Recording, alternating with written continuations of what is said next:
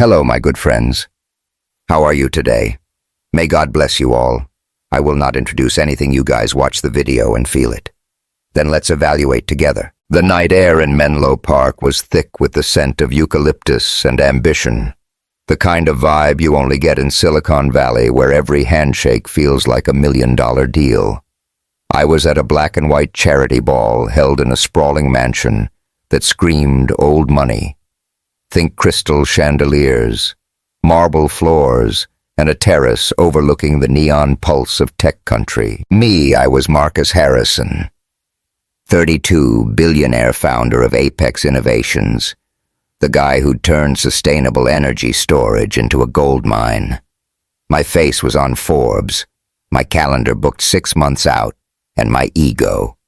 Let's just say it had its own zip code. I wasn't here to dance or sip overpriced champagne. I was here to close the Peterson deal, a fat contract that'd make Apex untouchable. But then I saw her and everything I thought I knew about control went straight out the window. She stood by the terrace doors, a vision in a black gown that hugged her curves like it was painted on. Her hair, a cascade of tight curls, caught the chandelier's light, and a single obsidian ring glinted on her finger. No mask, unlike the rest of us. But her presence was a mystery all its own. The room was packed with CEOs, venture capitalists, and politicians. I could name blindfolded, but she was different. She didn't schmooze or chase clout. She just stood there sipping champagne, her eyes scanning the crowd like she was reading a chessboard. Something about her, maybe the way she declined every dance with a polite smile, maybe the quiet power in her stance, pulled me across the ballroom like a magnet. Party. Not your thing, I asked, offering her a fresh glass of champagne. My mask, a sleek silver number hiding half my face. I flashed my best deal-closing grin, the one that usually got me what I wanted. Her lips curved, a subtle smile that transformed her face. Her skin, a rich brown that glowed under the lights. "Nah," she said, her voice smooth as velvet with a hint of an accent I couldn't place. "I'm just here for the people watching. Way more fun than small talk." I laughed, caught off guard. Most folks at these things were all about networking, but she was real. Fair enough," I said, leaning against the doorframe, close enough to catch her scent. Jasmine with a kick of something spicy like cardamom. "So what's the best drama you've spotted tonight?"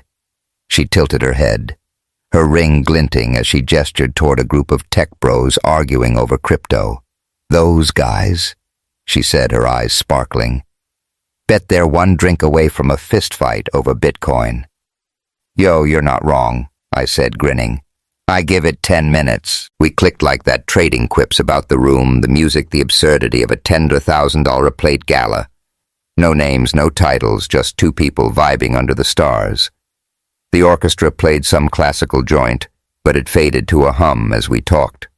Art tech, the way Silicon Valley chewed up dreamers and spat them out. Her mind was sharp, cutting through my usual charm like a blade, and for the first time in years I wasn't performing, I was just me. We ended up on the terrace, the city lights sprawling below like a galaxy. The air was cool, carrying the faint buzz of cicadas, and her gown shimmered as she leaned against the railing, her curls catching the moonlight. She was mid-sentence, something witty about the stars being better than any IPO when I lost it. Call it champagne, call it her laugh, but I leaned in and kissed her. No warning, no plan, just her lips soft and warm, tasting of champagne, and something sweeter like honey. For one perfect second she kissed me back, her breath, hitching her hand, grazing my jaw. The world stopped, the music, the crowd, the deal gone. It was just her warmth, the way her curls brushed my cheek, the thud of my heart against my ribs. Then she pulled back, her eyes wide, the obsidian ring flashing as she touched her lips. "You shouldn't have done that," she whispered, her voice low but firm. Before I could say a word, she turned and melted into the crowd, her gown trailing like a shadow. I stood there, my mask suddenly too tight, her scent lingering like a ghost. Who the hell was she? And why did I feel like I'd just made the best and worst mistake of my life? Monday morning hit like a freight train. My penthouse was a glass cage overlooking the valley, but I barely slept. My mind stuck on her, those eyes that kissed the way she'd vanished. My phone was blowing up with emails about a rumored hostile takeover of Apex, but I wasn't worried. My company was a fortress built on tech that powered half the grid. I strolled into the boardroom 15 minutes late, coffee in hand, ready to squash whatever drama my team was hyping up. Then I froze. Sitting at the head of my table was her, Vanessa King, CEO of Obsidian Technologies, in a black suit that meant business, her hair pulled back, her eyes, those same damn eyes, coolly assessing me. Her obsidian ring caught the fluorescent light and my stomach dropped. My CFO, sweating through his tie, stammered, "Mr. Harrison, meet Vanessa King. Obsidian acquired a controlling interest in Apex over the weekend." The room spun. Vanessa King, the Black Queen of Tech. A legend who'd built Obsidian from a garage into an empire that ate companies like mine for breakfast. And I'd kissed her, in front of my entire board. She leaned back, her voice calm but sharp. "We've met," she said, her gaze locking on mine, though Mr. Harrison didn't bother with introductions before taking liberties. The board went silent, my face burning as the memory of her lips hit me like a slap. I forced a grin, sliding into my chair. "Guess I owe you a proper hello." "Ms. King." "Guess you do." She shot back, her smile all edges. "But let's focus on business. Your company's got potential, but it's bleeding efficiency. I'm here to fix that." The meeting was a bloodbath. Vanessa tore into my strategies, marketing, R&D, expansion like a surgeon with a scalpel. She was brilliant, relentless, and didn't give a damn about my ego. Every time I pushed back, she countered with data logic and a look that said, "Try harder." My team squirmed, but I was caught between wanting to strangle her and wanting something else. Her perfume drifted across the table, that jasmine cardamom mix, and I hated how it messed with my head. After the meeting, I caught her in the hall, her heels clicking on the marble. "You could have warned me," I said, keeping my voice low, "about the takeover. About you." She raised an eyebrow, her ring glinting, and missed the look on your face. "Nah, that was worth it." She stepped closer, her voice dropping. "You're bold, Marcus. I'll give you that. But boldness without strategy, that's just reckless." I smirked, leaning in. "Worked pretty well on that terrace, didn't it?" Her laugh was low, dangerous. "Keep dreaming. Coffee boy, this is my boardroom now." She walked away, leaving me with her scent and a fire in my gut. I should have been pissed. She'd hijacked my company, called me out in front of my team, but all I could think about was her. That kiss, the way she'd kissed me back just for a second. I was in deep, and I didn't even know it yet. That night, I hit up a bar in Palo Alto trying to clear my head.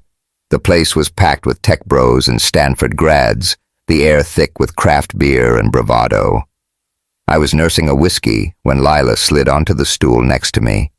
She was Vanessa's best friend, a jazz producer with braids down her back and a stare that could cut glass. "Heard you made a move on my girl," she said, her voice all Texas drawl, bold but dumb. I raised my glass unfazed. She didn't seem to mind. Lila snorted. "You don't know Vanessa. She's been through hell, kicked out of her first startup, lost people she loved. You hurt her, Marcus, and I'll make sure you regret it." I leaned back, her words sinking in. "What's her story?" "Lila, gimme something." She studied me, then smirked. "Earn it big shot. She's worth more than your bank account." I left the bar, the valley's lights blurring outside my car. Vanessa wasn't just a CEO or a mystery. She was a puzzle one I wanted to solve. But first, I had to survive her in the boardroom. Tuesday's meeting was looming, and she'd already made it clear Apex was hers to reshape. I should have been plotting a counterattack, but instead, I was replaying that kiss, her breath, her warmth. I was Marcus Harrison, the guy who always won, but Vanessa King. She was playing a game I didn't know the rules to, and I was already losing my heart. Yo, if a single kiss ever turned your whole damn world upside down, smash that like button and subscribe.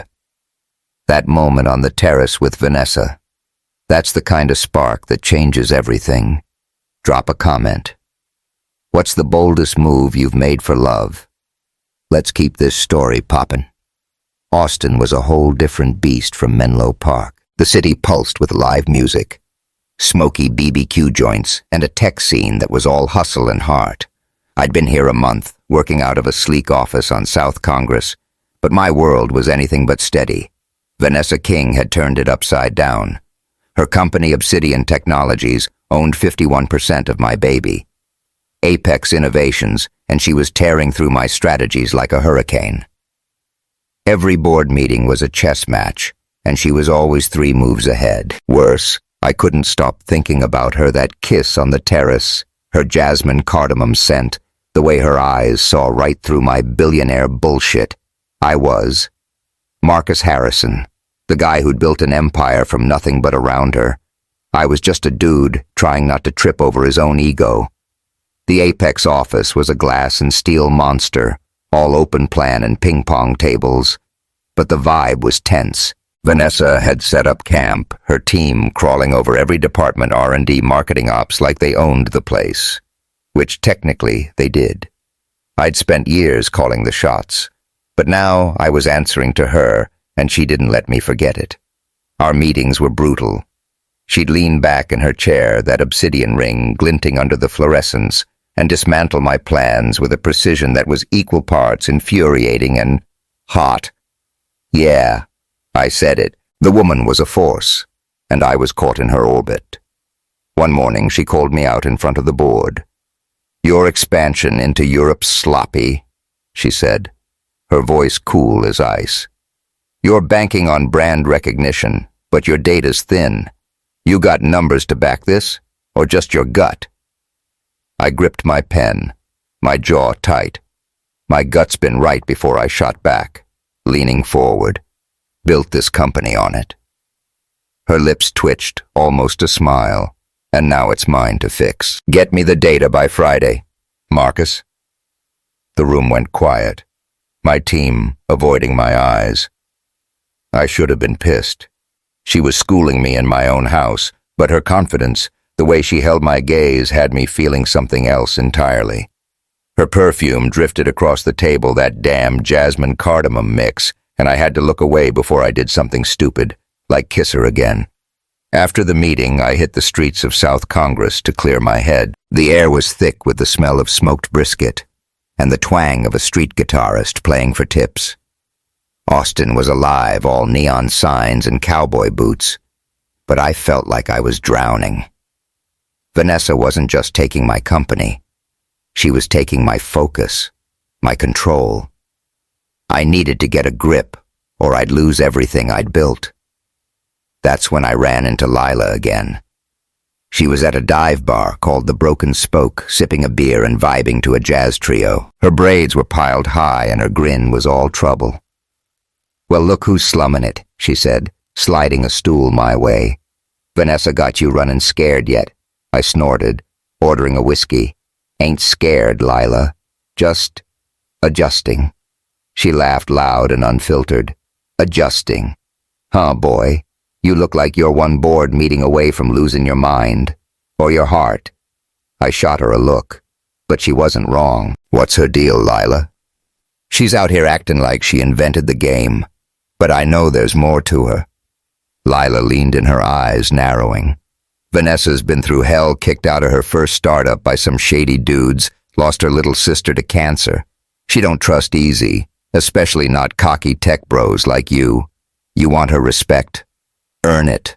Her words hit hard, painting a picture of Vanessa I hadn't seen. I wanted to ask more, but the bar was getting crowded, and Lila was already swaying to the music.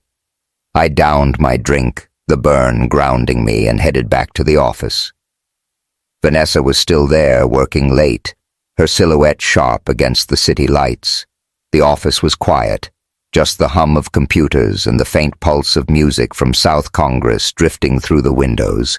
Vanessa was at her desk, surrounded by spreadsheets, her suit jacket off her sleeves rolled up. Her curls were loose, catching the glow of her laptop, and that obsidian ring glinted as she typed. I knocked on the door frame, leaning against it. "Burning the midnight oil, huh?" She didn't look up. "Someone's got to keep this ship afloat. You got that data yet?"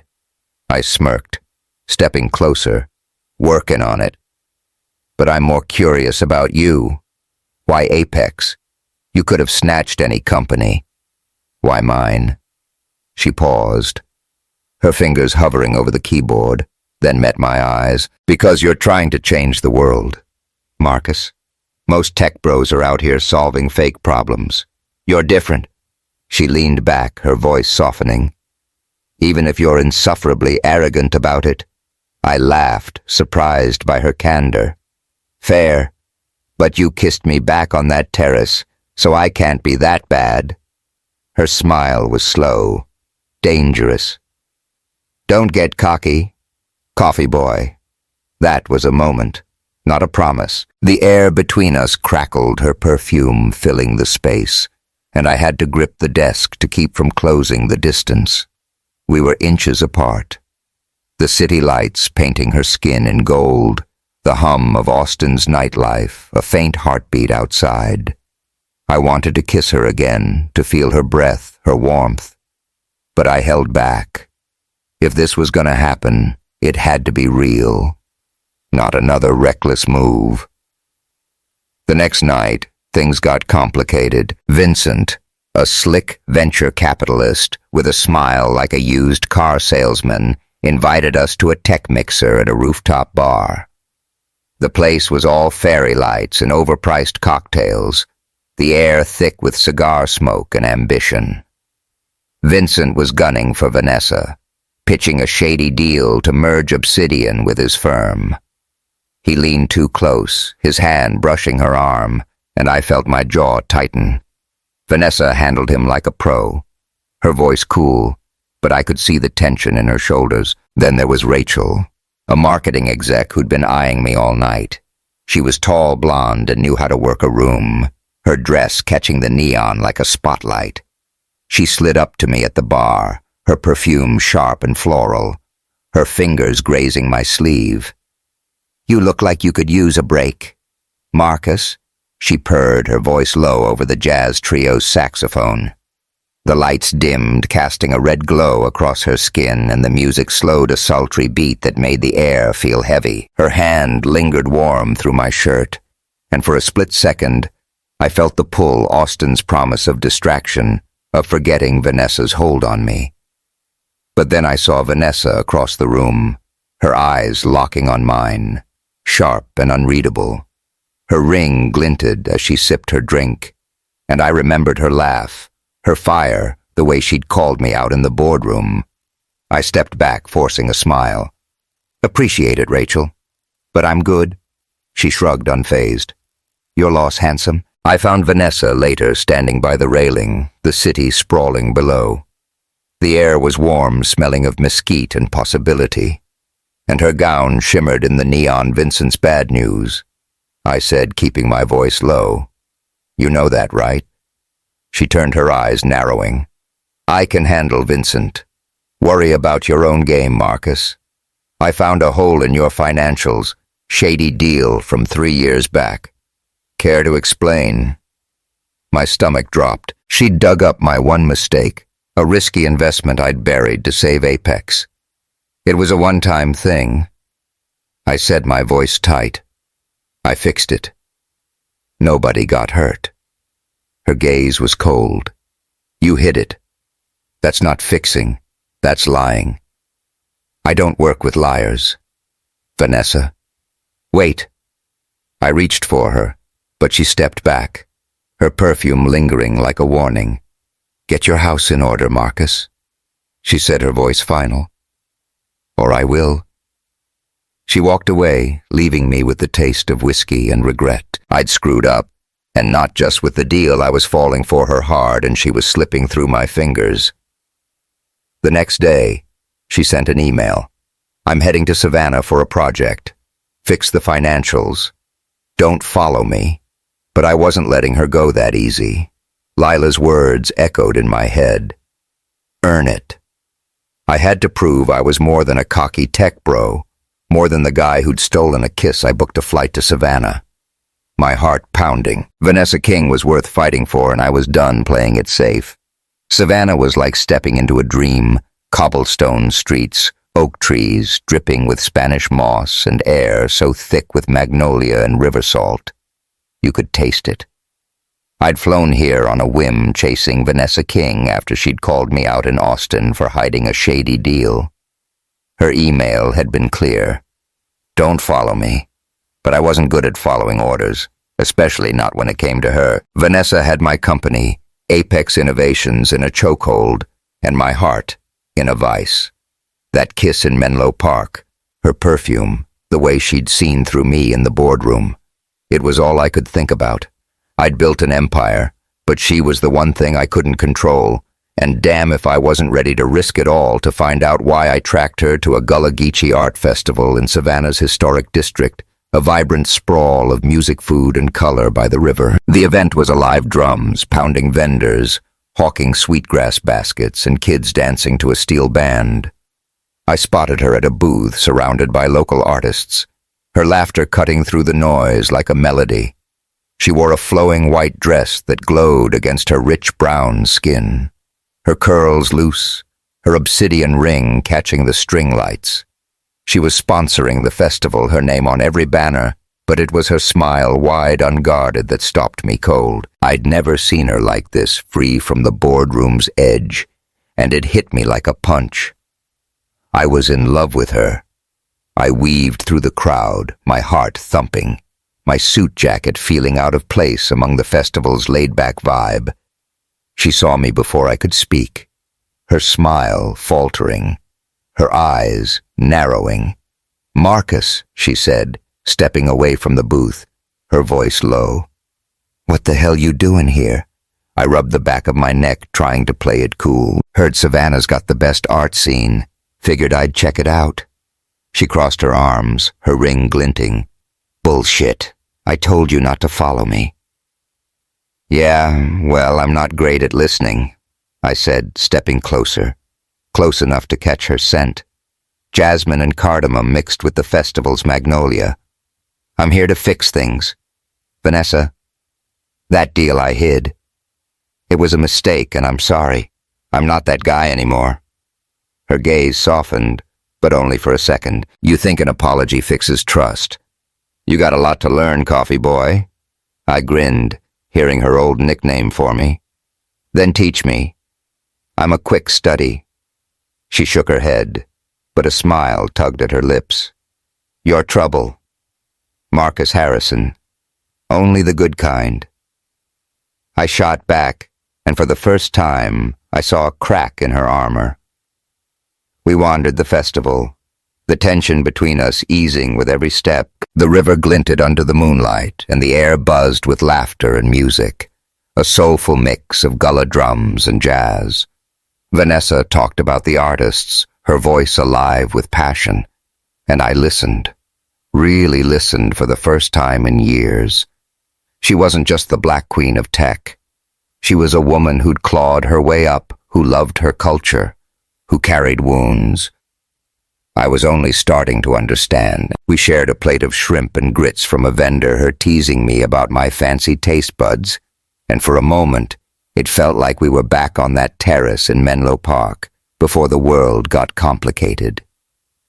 The night took us to a riverside bar, a low-lit spot with a jazz band and tables spilling onto the street.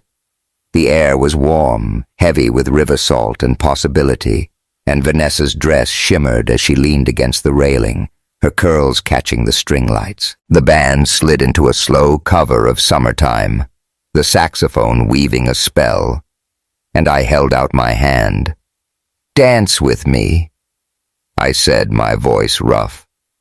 She raised an eyebrow, her smile playful. "You dance this? I gotta see. Aight. Laugh all you want," I said, pulling her close. "But I'm full of surprises." Her body fit against mine, warm and soft, her hands resting on my shoulders. We swayed to the music, the river a dark ribbon behind us, the lights casting a golden glow across her skin. Her breath brushed my ear, a soft, uneven rhythm that sent a shiver down my spine, and I slid my hands to her waist, feeling the curve through her dress. Her perfume enveloped me, that jasmine cardamom kick, and the world shrank to just us. The saxophone's wail, her heartbeat against my chest, the way her curls grazed my cheek. I was drowning in her, and I didn't care. She tilted her head back, her eyes locking on mine, and I couldn't hold back. I kissed her hard and hungry, her lips parting under mine, tasting of wine and salt. She kissed me back, fierce, her hands sliding to my neck, her nails grazing my skin. We stumbled into a nearby alley, the music fading to a distant hum, the moonlight painting her in silver.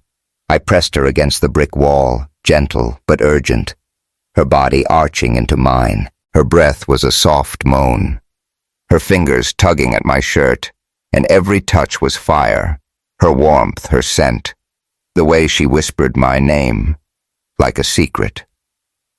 The river's murmur mixed with our ragged breaths, and for a moment, I thought we'd rewrite everything.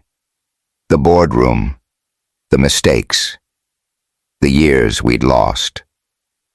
But then she froze, pulling back her chest, heaving. "Marcus," she said, her voice raw. "We can't." I blinked, my hands still on her waist, the alley spinning. "Why not, Vanessa? I'm in this all the way." Her eyes glistened, and she stepped away, wrapping her arms around herself. "You don't get it," she said, her voice breaking. "The last guy I loved, he was my partner, my co-founder. He stole my ideas, my startup, and left me with nothing. I can't do that again. And you," she swallowed, her ring flashing, "you hid that deal. You're not ready for this, Vanessa." "I'm not him," I said, my voice desperate. "I screwed up. But I'm here. I'm trying." She shook her head, tears spilling. "Trying ain't enough when trust is on the line. I saw the rumors, Marcus. You're talking to Vincent behind my back, cutting deals." My stomach dropped. Vincent. That snake had been sniffing around, and now he was poisoning her against me. "That's a lie," I said, stepping closer. "Vincent's playing you. I haven't talked to him since Austin." But the damage was done. Her eyes were cold, her walls back up. "I need space," she said, her voice firm. "Don't follow me this time."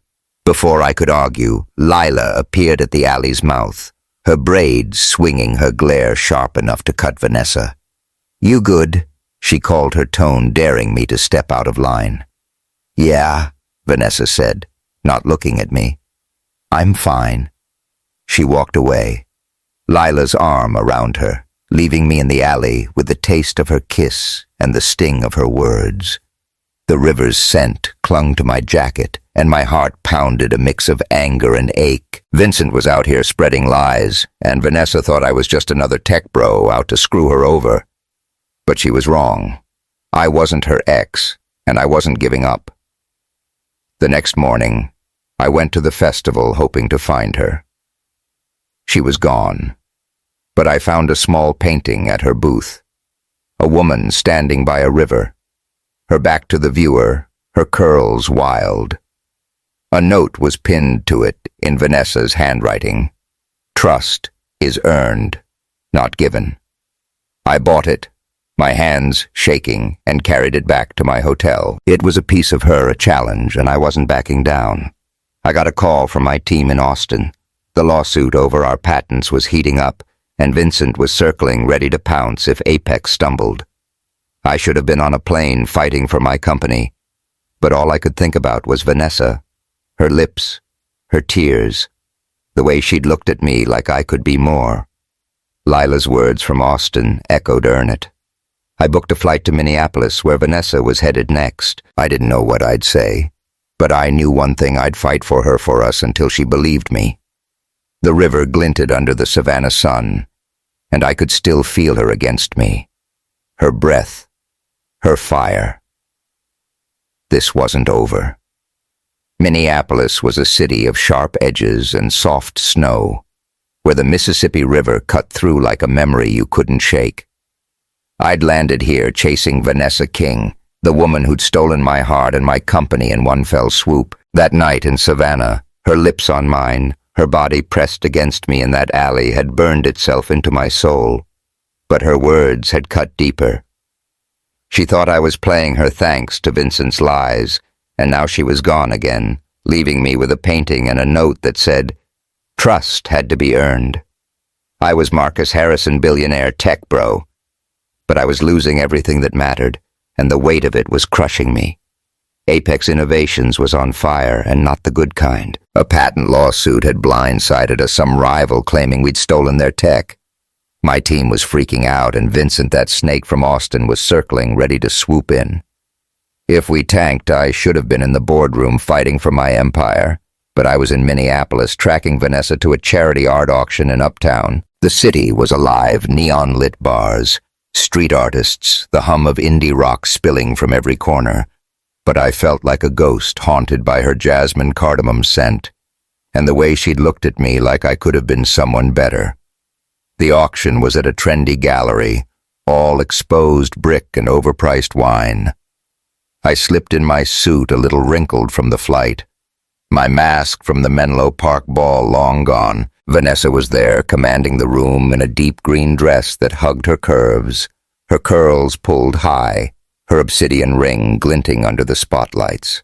She was bidding on a kid's painting, her smile warm as she encouraged a shy artist on stage.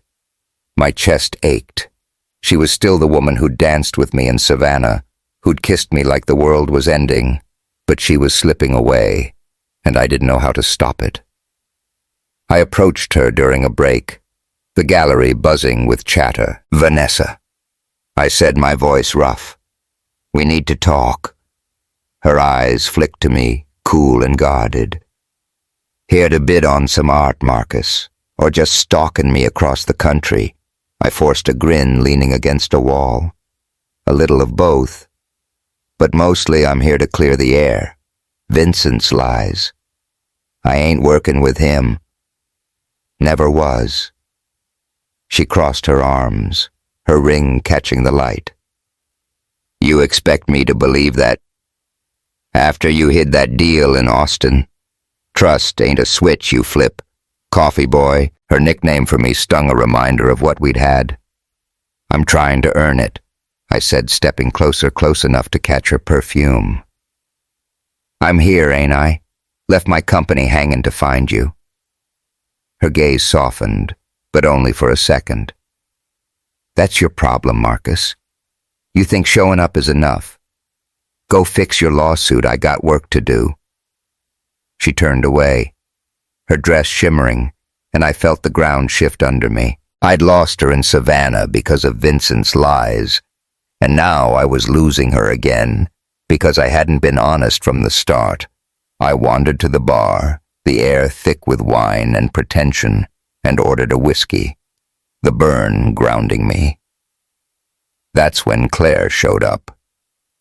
Claire was a venture capitalist, all sharp cheekbones and sharper ambition, her blonde hair catching the neon like a halo.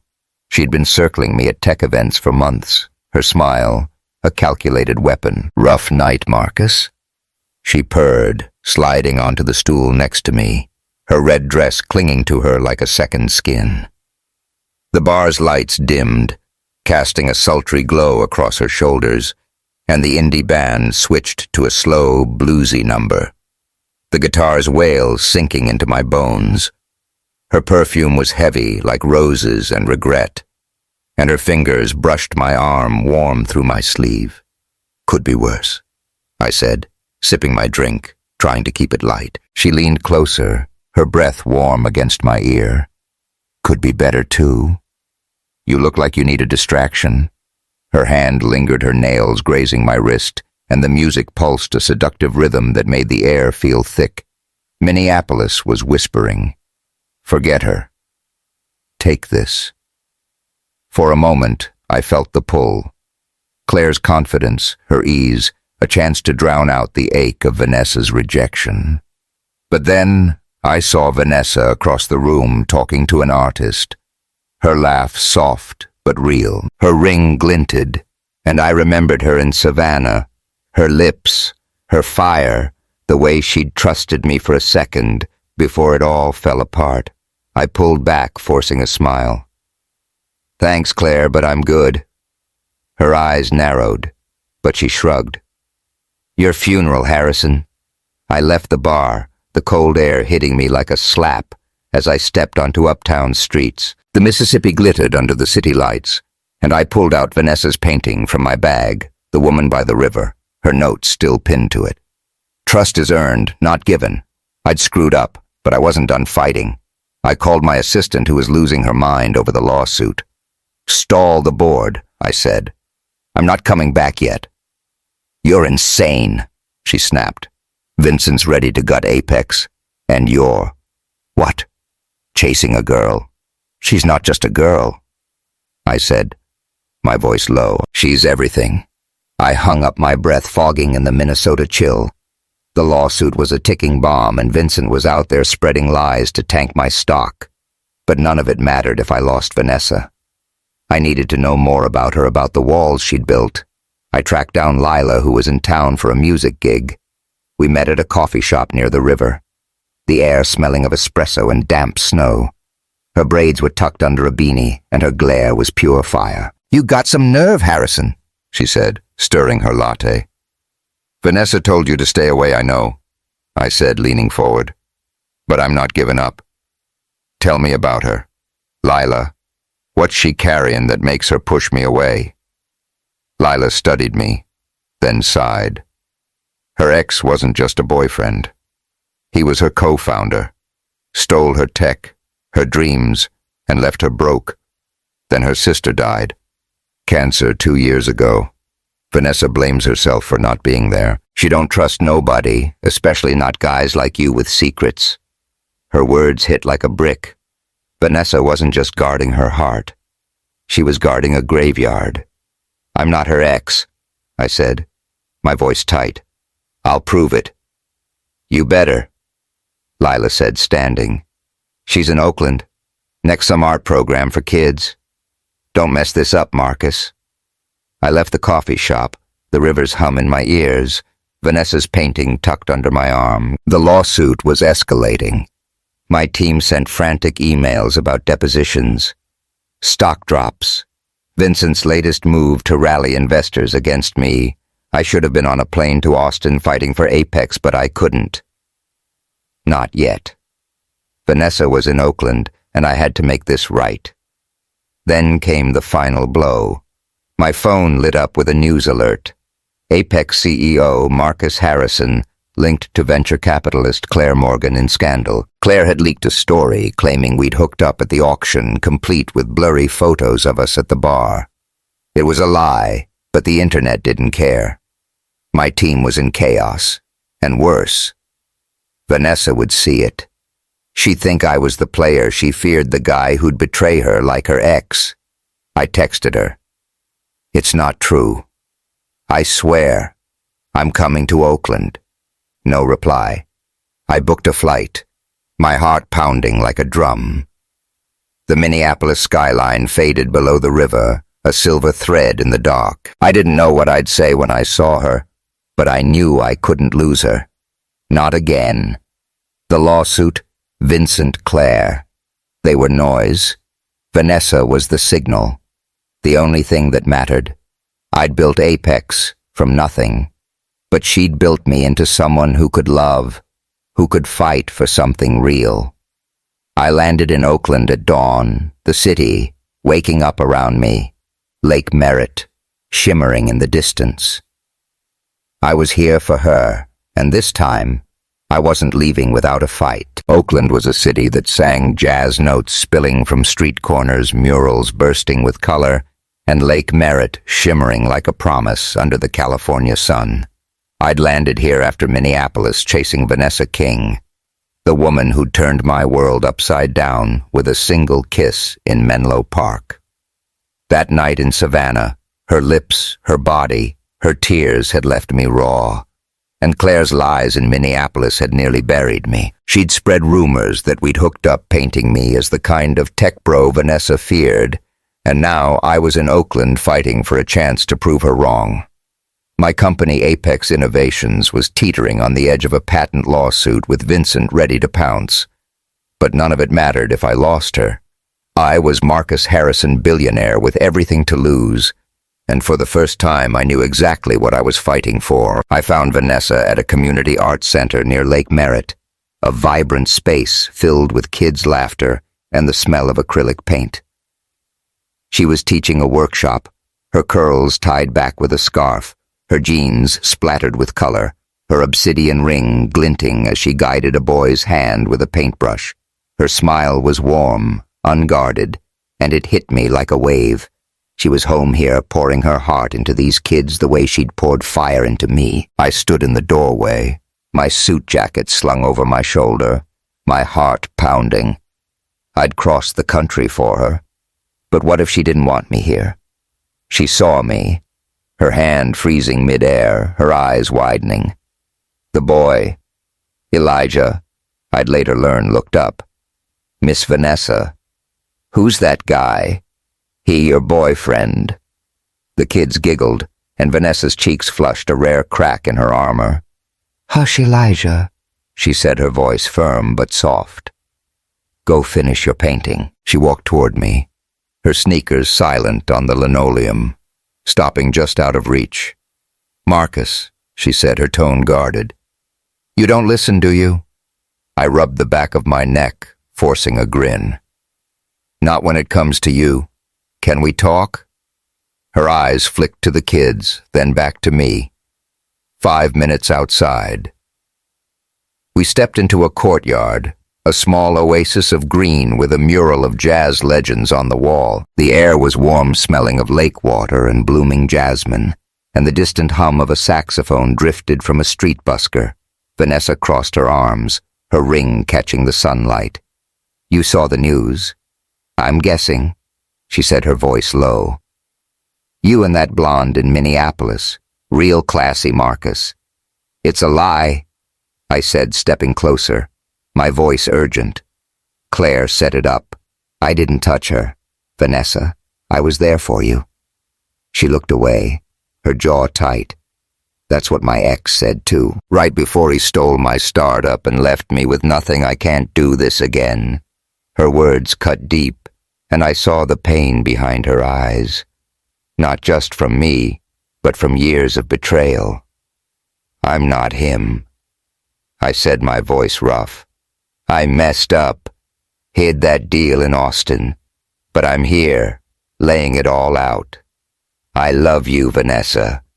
Have since that damn terrace in Menlo Park. Her breath hitched, and she stepped back, her eyes glistening. Love ain't enough when trust is broken. You're still playing games, Vincent. The lawsuit now. This, Claire mess. I need more than words. Then let me show you. I said, my heart pounding. Give me a chance. She studied me, the courtyard silent except for the saxophone's wail, then nodded. One chance. Coffee boy. Don't waste it. We spent the afternoon at the art center, Vanessa letting me help with the kids. Elijah, a wiry 10-year-old with a gap-toothed grin, took a shine to me, handing me a paintbrush. You gotta make it bold, Mr. Marcus, he said, smearing red across a canvas. Vanessa watched her smile soft, and for the first time, I felt like I was earning something real. We laughed, painted, and for a moment, the world, Vincent, the lawsuit, the rumors faded away. That night, she invited me to her place, a cozy apartment overlooking Lake Merritt, its walls lined with her sketches and vinyl records. The air smelled of coffee and lavender, and a small fireplace crackled, casting a warm glow across the room. We sat on the couch, a bottle of wine between us, and she opened up about her ex who'd stolen her tech and her trust, about her sister who'd died while Vanessa was too busy building obsidian to be there. "I carry that," she said, her voice breaking. Every day I took her hand, her fingers warm in mine. "I carry my mistakes too," I said. "That deal I hid. It was to save Apex, but it cost me you. I'm sorry, Vanessa. I'll never hide anything again." Her eyes searched mine and she leaned closer, her curls brushing my shoulder. "You mean that?" she whispered. "With everything I got?" I said, my voice raw. She kissed me slow and deliberate, her lips soft and warm, tasting of wine and salt from tears I hadn't seen. The firelight danced on her skin, painting her in gold, and her hands slid to my chest, her nails grazing through my shirt. I pulled her closer, my fingers tracing the curve of her waist. Her breath, a soft moan that sent shivers down my spine. The room was alive with the crackle of the fire, the scent of lavender, and the way her body fit against mine like a puzzle piece I'd been missing. We sank into the couch, her curls spilling across my shoulder, our kisses deepening a tangle of heat and healing. It wasn't just passion, it was a promise, a stitching together of the trust we'd broken, but the world wasn't done with us. The next morning, my phone buzzed with a text from my assistant. "Lawsuits escalating, Vincent's pushing a takeover board. Wants you in Austin." "Now," I groaned, showing Vanessa the message. She poured coffee, her sweater slipping off one shoulder, her eyes steady. "You gotta go," she said, her voice calm but heavy. "Your company's on the line." "What about us?" I asked, my stomach twisting. She smiled, but it didn't reach her eyes. "We'll figure it out, but you can't run from this." Then came another hit. Lila showed up, her braids swinging, her face grim. "Saw the news," she said, tossing her phone on the table. Another article, Marcus Harrison's past deal haunts Apex. Amid lawsuit, Vincent had dug up my old mistake, spinning it to make me look like a fraud. Vanessa's face tightened, the doubt creeping back. "You said you were done hiding things," she said, her voice low. I said, my hands shaking. Vincent's twisting it. "I told you everything, Vanessa." "I swear." Lila crossed her arms. "She's been burned before, Marcus. You gotta do better than promises." I looked at Vanessa, her eyes searching mine, and I knew words weren't enough. I dropped to my knees, taking her hands, my voice breaking. "Vanessa, you're my home. I built Apex, thinking it'd make me enough for you. But I was wrong. I was enough when you kissed me in Savannah, when you trusted me for a second. I love you, and I'll spend every damn day proving it." Tears spilled down her cheeks, and she knelt with me, her hands cupping my face. "You're enough," she said, her voice fierce. "But you gotta show me, Marcus." "No more secrets." We kissed, the morning light streaming through the window, the air thick with coffee and lavender. Her lips were soft, her breath warm, her fingers tangling in my hair, pulling me closer. The world outside the lawsuit, Vincent. The rumors faded to nothing. It was just us, two people who'd fought through hell to find each other. The lake's shimmer, outside a quiet witness. Elijah's voice broke the moment, calling from the door. "Miss Vanessa, you got a boyfriend now." He grinned, holding a painting, a stick-figure couple under a heart labeled Miss V and Mr. M. Vanessa laughed, wiping her eyes. Maybe Elijah. We'll see. I stayed in Oakland, letting my team handle the lawsuit for now. But then Vanessa got a call. A gallery in Taos, New Mexico, wanted her for an art exhibit, a dream she'd buried long ago. She looked at me, her eyes bright. "They want me to start next month," she said. "You and Coffee Boy." I grinned, my heart full all the way. Taos was a city carved from dreams, adobe buildings glowing under the desert sun, mountains hugging the horizon, and an air so clean it felt like breathing. For the first time, Vanessa and I had landed here a month ago, chasing her big break, a solo art exhibit at a gallery in the heart of the Taos art scene. My penthouse in Austin was a distant memory, my company Apex Innovations still teetering on the edge of a patent lawsuit, but none of that mattered as much as her Vanessa King, the woman who'd turned my world upside down with a kiss in Menlo Park, who'd fought me in boardrooms and loved me in alleys.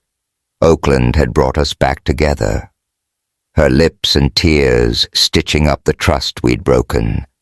And now in Taos, we were building something new. I was Marcus Harrison, once a billionaire too, cocky for his own good. Now a man learning what it meant to love for real. Our home was a small adobe house just outside town, its walls lined with Vanessa's sketches, its backyard a riot of wildflowers and clay pots. I'd stepped back from Apex, letting my team handle the lawsuit while I worked remotely, proving to Vanessa and myself that I could put her first. But the past wasn't done with us. Vincent was still out there pushing for a takeover, and Claire's rumors had left scars, making Vanessa's trust a fragile thing. Then there was Terrell, Vanessa's older brother, a sculptor with hands like a blacksmith and a stare that could melt steel. He lived in Taos, crafting pottery that sold for thousands, and he wasn't exactly throwing me a welcome party. The gallery exhibit was Vanessa's heart poured onto canvas, bold strokes of color, stories of her Gullah Geechee roots, her sister's memory woven into every piece I helped her set up, hauling frames and dodging her playful swats when I hung one crooked. The air smelled of paint and desert dust, and the Sangre de Cristo Mountains loomed outside their peaks, catching the sunset's fire. She was in her element, her curls bouncing as she directed the crew, her obsidian ring glinting with every gesture. I caught her eye, grinning. "Yo, you're running this place, like you ran my boardroom." She laughed, tossing a paintbrush at me. "Somebody's got to keep you in line." Coffee Boy. That laugh. It was everything, but the ease between us was tested when Terrell showed up. His arms crossed, his voice low. "You're still here, huh?" he said, eyeing me like I was a stray dog. "Thought you'd be back in Austin, saving your empire." "I'm where I belong," I said, meeting his gaze. "With her," he snorted, glancing at Vanessa. "She's my sister, man. She's been through enough. Her ex, her sister, all of it. You break her heart, I break you." Vanessa rolled her eyes, nudging him. "Chill, Terrell. He's trying." "Trying ain't enough," Terrell said, his voice hard. "Prove it." His words stuck with me, a challenge I couldn't ignore. Vanessa deserved more than promises, and I was determined to show her. But trouble followed us to Taos. My phone buzzed with a text from my assistant. "Vincent's deal is on the table. Sign it, or we lose." Apex boards panicking.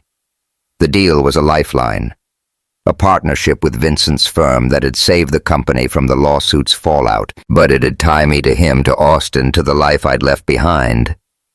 I showed Vanessa my stomach twisting. "If I don't sign, Apex could tank," I said, my voice low. She set down her paintbrush, her eyes steady. "What do you want, Marcus?" "Not the company, you." I looked at her. the gallery's lights painting her skin in gold. And the truth hit me. "You," I said, my voice raw. "I want us. The rest is just noise." Her lips parted, but before she could speak, Lila called from Austin. She'd seen the news. Apex CEO Marcus Harrison faces new allegations of misconduct. Claire was at it again, spinning lies about my time in Minneapolis, claiming I'd bribed investors. The story was garbage, but it was gaining traction, and Vanessa's face tightened, the old doubts creeping back. "Is it true?" she asked, her voice quiet. "No," I said, my hands shaking. Claire's desperate, Vincent's backing her, trying to sink me. "I told you everything, Vanessa." Lila's voice crackled through the phone. "Girl, you sure about this guy? He's got a trail of drama." Vanessa looked at me, her eyes searching, and I held my breath. "I believe him," she said finally, her voice firm. "He's not perfect, but he's mine." Lila sighed. "Aight, but I'm watching you, Marcus." The gallery opening was that night, a whirlwind of artists, collectors, and desert chic. Vanessa shone her dress, a deep indigo that hugged her curves, her curls catching the spotlight. I stood by her side, proud but nervous, Terrell's challenge echoing in my head. The crowd loved her work, but my phone kept buzzing texts from my team, begging me to sign Vincent's deal. I ignored them, focusing on Vanessa until Terrell pulled me aside, his voice low. "Heard about your company," he said. "You gonna run back to Austin? Save your billions?" I met his gaze, the gallery's hum fading. "No," I said, my voice steady. "I'm staying. Vanessa's worth more than any deal." He studied me, then nodded, a grudging respect in his eyes. "We'll see, man." After the exhibit, we walked to a community garden near the gallery, a patch of earth where locals grew wildflowers and herbs.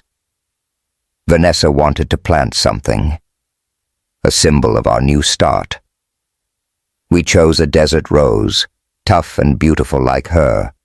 We knelt in the dirt, our hands brushing the soil, cool under our fingers. The stars came out, a glittering canopy above, and the air smelled of sage and possibility. She stood wiping her hands on her jeans, her dress shimmering in the starlight. "You really turned down that deal?" she asked, her voice soft. "Yeah," I said, standing beside her. "Apex can wait. You're my home, Vanessa." Her eyes glistened and she stepped closer, her hand finding mine. "You're mine too, coffee boy." We kissed the stars, bearing witness, her lips urgent and warm, tasting of wine and earth. Her hands slid up my back, her nails grazing my skin, sending fire through me. I pulled her close, my fingers tangling in her curls, her breath a soft moan that drowned out the desert's whisper. The night was alive with the chirp of crickets, the scent of sage and the heat of her body against mine, grounding me in a way no boardroom ever could. The kiss deepened our bodies, swaying like the wildflowers around us, and I knew this was it, the richest moment of my life, worth more than any empire. But the story wasn't over. The next morning, Claire made one last play, leaking a video of me at that Minneapolis bar, edited to make it look like I'd been all over her. My team was in chaos and Vincent was ready to pull the trigger on the takeover. I showed Vanessa the video, my hands shaking. "It's fake," I said, "I swear." She watched it, her face unreadable, then tossed the phone aside. "I know," she said, her voice fierce. "I trust you, Marcus." I exhaled, relief flooding me, but the deal was still looming. Terrell showed up, his arms crossed. "You want to prove you're for real," he said. "Walk away from that contract. Help Vanessa with her exhibit, her kids' programs. Be the man she needs, not the one the board wants." I looked at Vanessa, her eyes bright with hope, and something clicked. I'd spent years chasing power, thinking it'd make me enough. But she'd seen me when I was just a reckless guy stealing a kiss, and she loved me anyway. I called my team, my voice steady. "Tell Vincent the deal's off, I'm out." My assistant freaked. "You're throwing away Apex." "No," I said, my eyes on Vanessa. "I'm choosing something better." That night at the gallery, Vanessa pulled me into a quiet corner, the air thick with paint and desert dust. The exhibit was a hit, her painting selling out, but her focus was on me. "You gave up everything," she said, her voice trembling. "For me." "Not everything," I said, taking her hands. "I gained you." She smiled, then dropped to one knee, pulling a small box from her pocket. My heart stopped. Inside was a ring, obsidian and silver, simple but fierce. Like her. "Marry me, Marcus Harrison," she said, her eyes shining. "You stole my first kiss. Let me have the rest." I laughed, tears blurring my vision, and pulled her up, kissing her hard. "Hell yeah," I whispered, sliding the ring on my finger. The gallery's lights danced around us, the mountains silent outside, and her lips were fire. Her breath a promise. We were home. The future wasn't set. Vanessa got a call the next day. A gallery in Florence, Italy, wanted her for a year-long residency. It was her dream, and her eyes sparkled as she told me. "You in?" she asked, her hand in mine. "Always," I said, my heart full. We planted that desert rose in the garden, its roots deep in Taos's earth, a symbol of a love that had weathered storms. Apex might fall. Vincent might win, but none of it mattered. I'd learned the hard way that true wealth wasn't in deals or dollars. It was in her, in us, in the moments we built together. As we stood under the stars, her curls brushing my cheek, I knew I'd steal that kiss 1,000 times over because it led me to her.